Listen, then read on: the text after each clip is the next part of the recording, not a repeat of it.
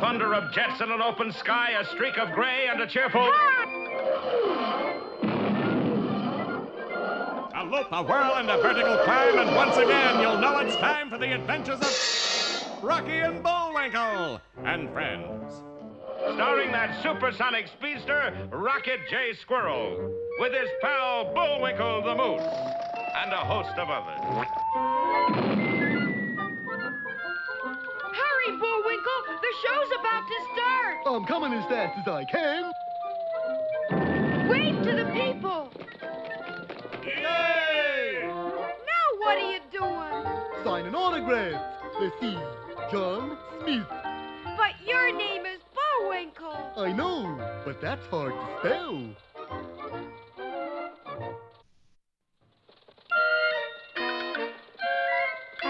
We're gonna have a lot of fun. Come on and join us. Sure, there's always room for one more.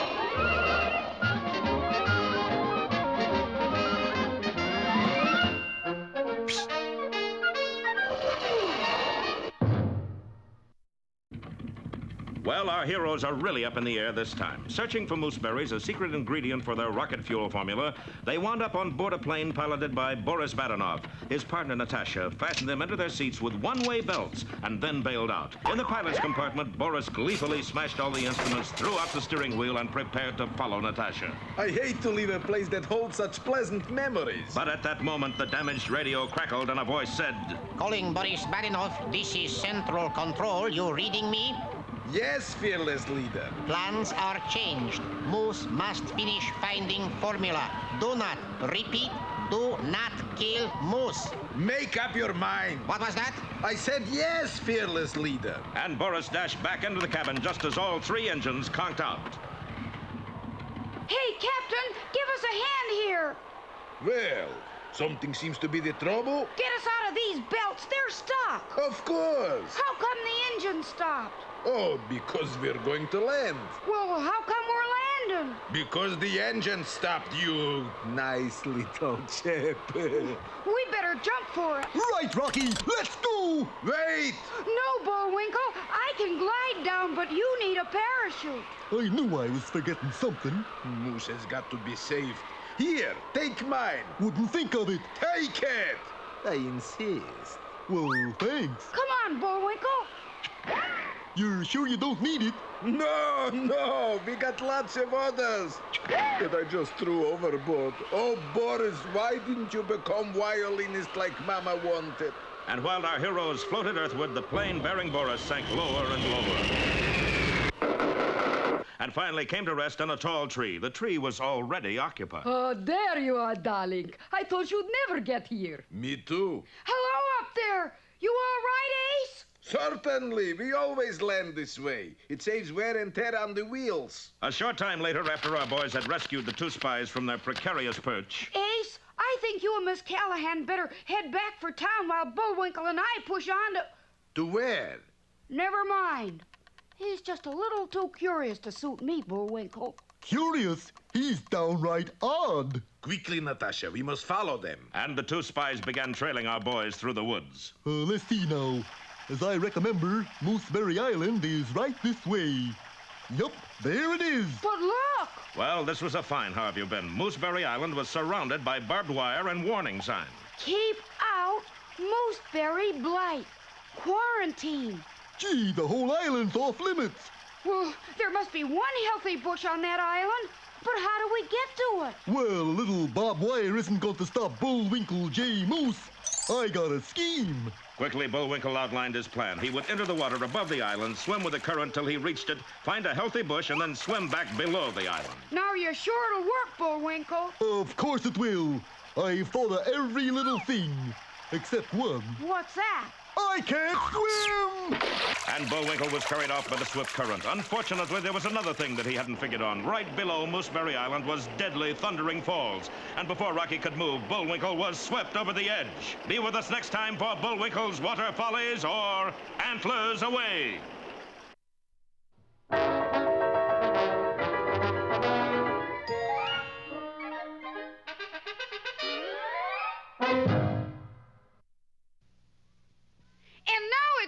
Time for that jolly juggler, Bullwinkle. Oh, dear. 3 at once.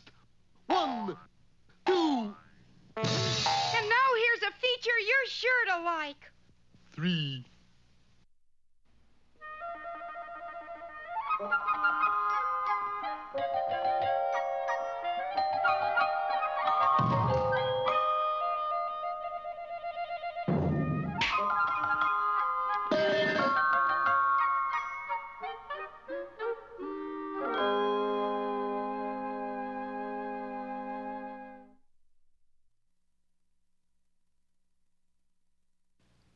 Once upon a time, there was a little tailor, a very little tailor. To be exact, 4'2", eyes of blue. Oh, how he wished he were a taller tailor. Yeah, about 9 feet tall. The reason was that being so small, he was constantly being picked on. When he ate his lunch, even the flies ganged up on him, 7 at once. Stop that buzzing! I can't even hear myself eat. But the flies kept on buzzing until the little tailor could stand it no more, and... Of course, that was the end of his lunch, but the buzzing had stopped. Listen, it's quiet. I got him! 7 with 1 blow! Not bad for a shrimp. The little tailor was so proud of himself that he immediately made a shirt which proclaimed his great deed and set out to tell the world all about it, even though, strictly speaking, it wasn't true at all.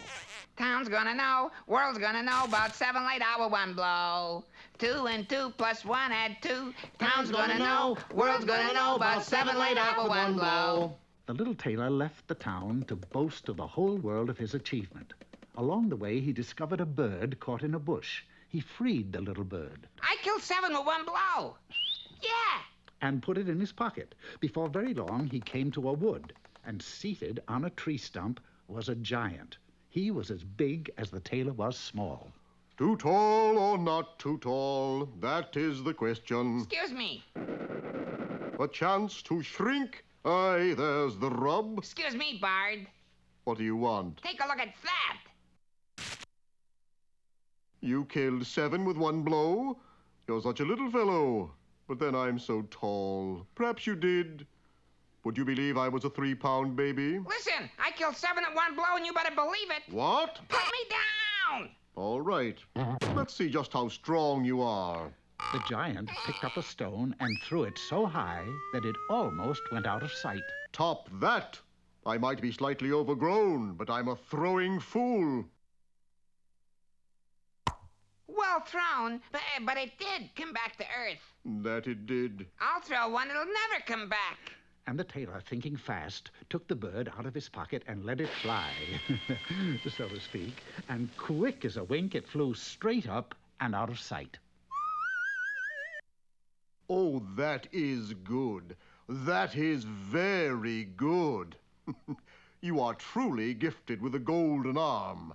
Let us be friends. And so they became fast friends. You know, I have a feeling, Giant. My name is Ralph. Well, I have a feeling, Ralph, that we're going to come to an enchanted castle. And in this castle lives a beautiful princess who will become my bride after I perform 3 tasks. Little tailor, you are out of your mind. But just then an enchanted castle did appear.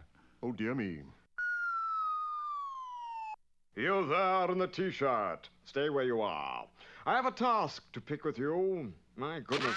Not only have you killed 7, but you've captured 1 alive. Well, he didn't. I mean, I'm not... Shh! Don't be rude, Ralph.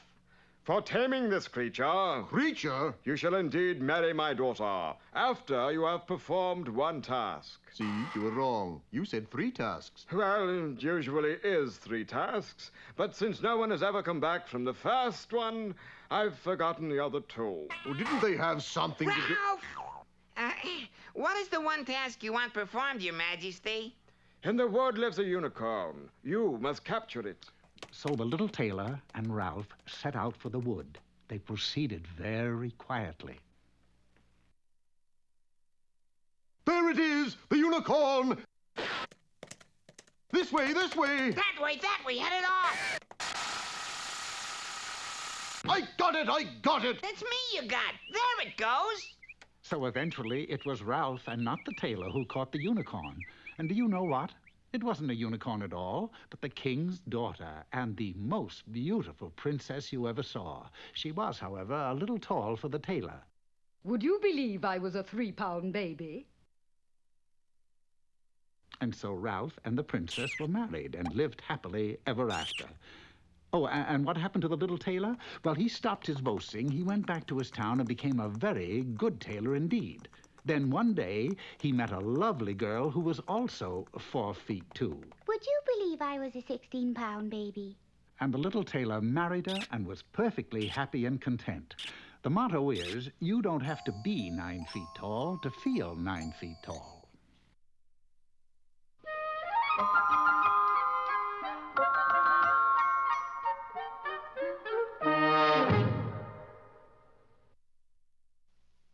That's a pretty strange-looking painting, Bullwinkle. I just paint what I see. Well, what do you see? This is what I see.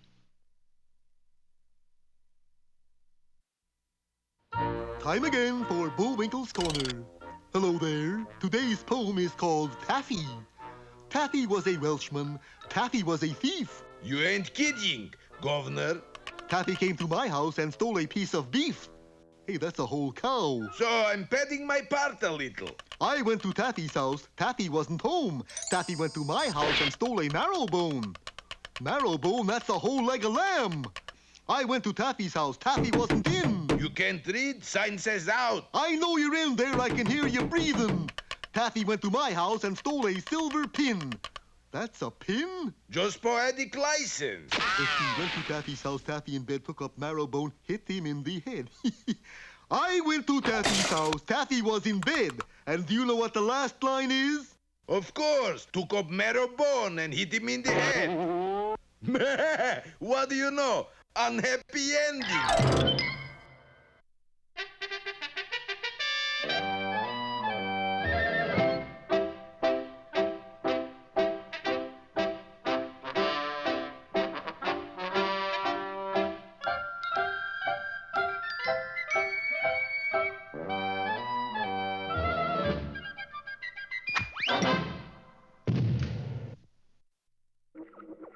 Hello out there.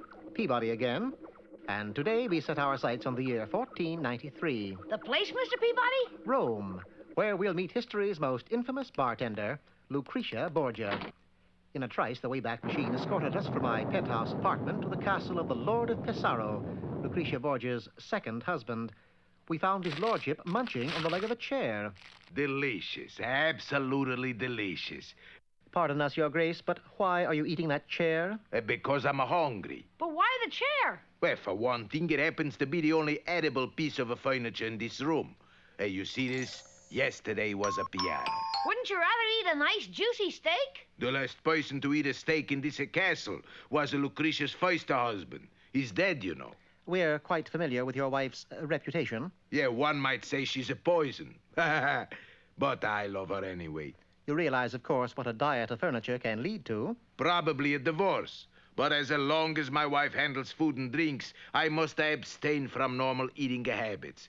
Either of you care for a caster? Thank you, no. Yes, I only wish there was someone who could have helped me. There is.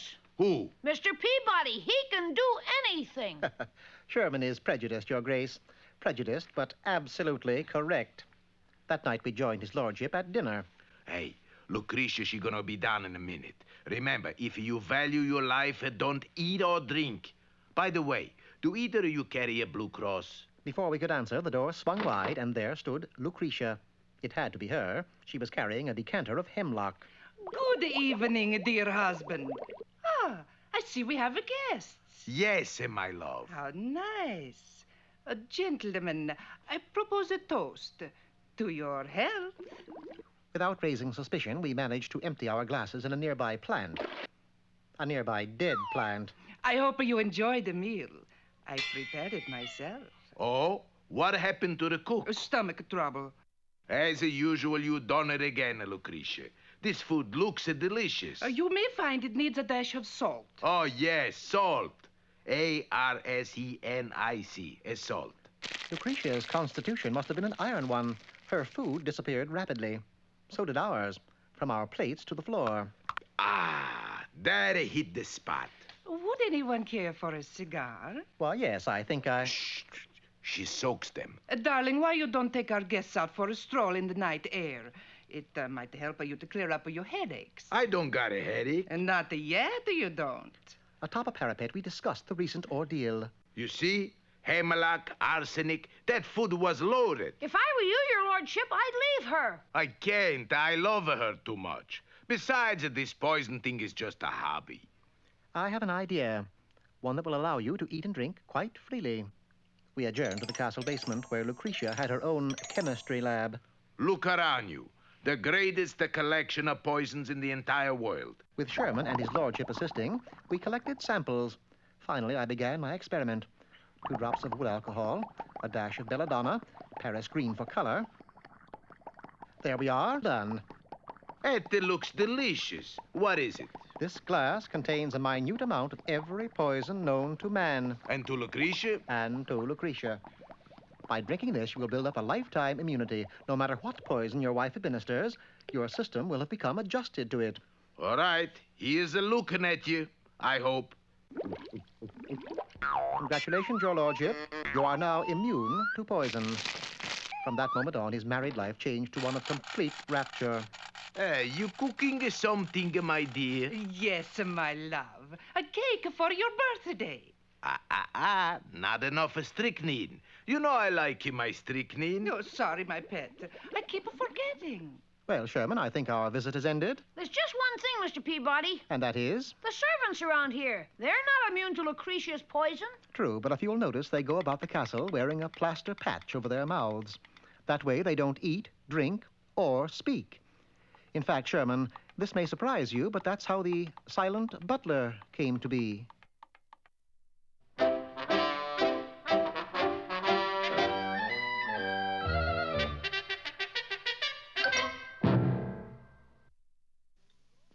Ready, Rock? You sure you know how to work that thing? No. Anyways, here's what it was supposed to look like.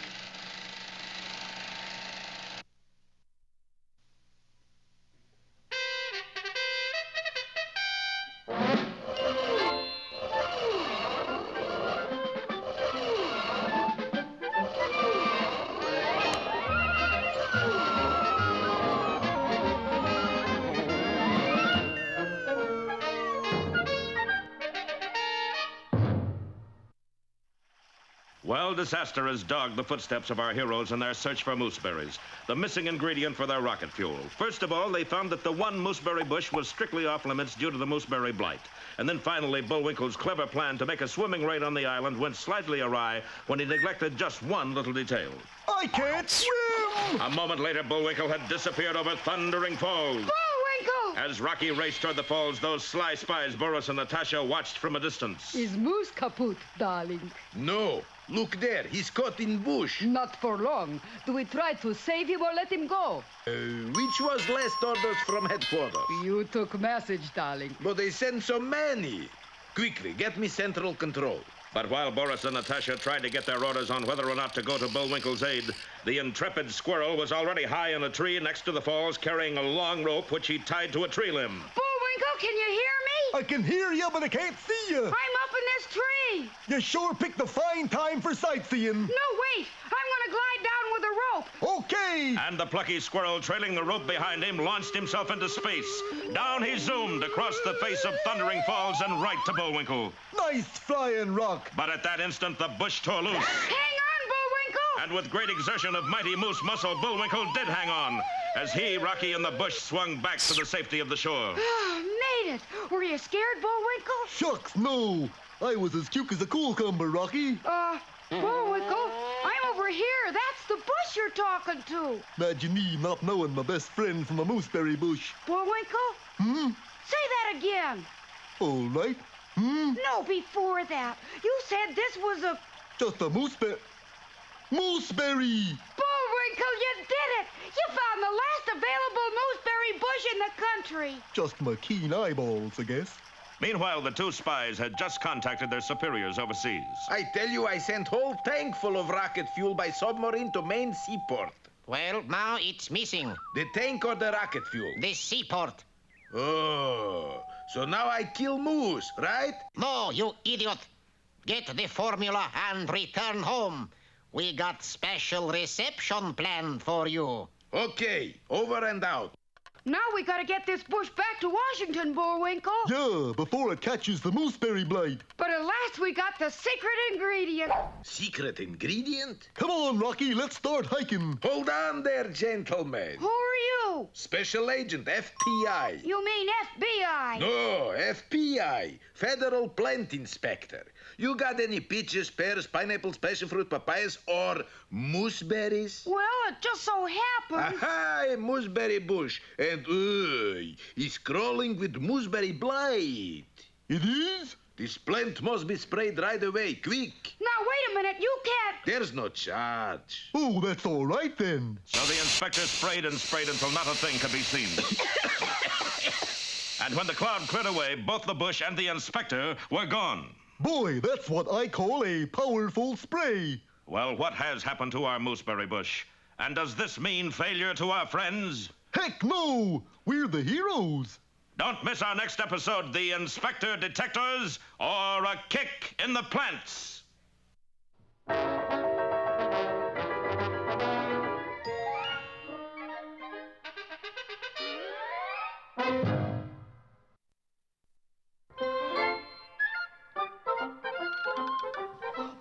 It looks as if our time has just about run out.